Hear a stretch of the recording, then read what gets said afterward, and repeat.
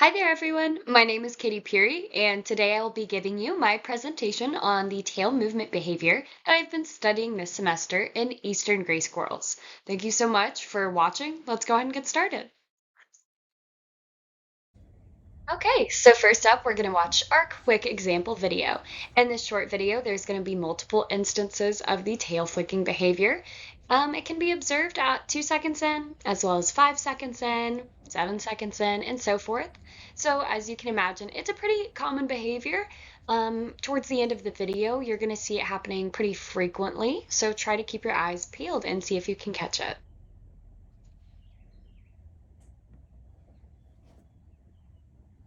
Okay, here we go.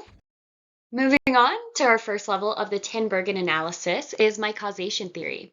A squirrel's cortisol levels will increase due to the stress that a nearby presence or threat causes. Small prey animals, like squirrels, are known to have elevated levels of this hormone to help aid their fight or flight response. Pardo describes the ins and outs of the communication related to squirrel tail movements in this study done in 2012.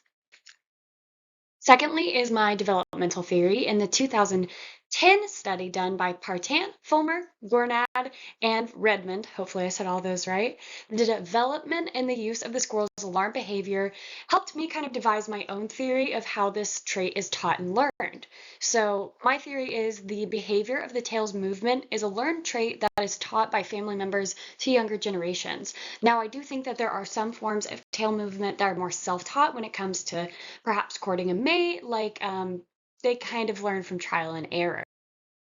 For my third level, we have my evolutionary theory, which is greatly supported by studies done by Pardo and Leshak. In Leshak's study, done in 1984, it was revealed that the accompanying vocalizations helped better warn a squirrel's nearby kin of danger. In 2014, Pardo did another study with supporting evidence relevant to this behavior.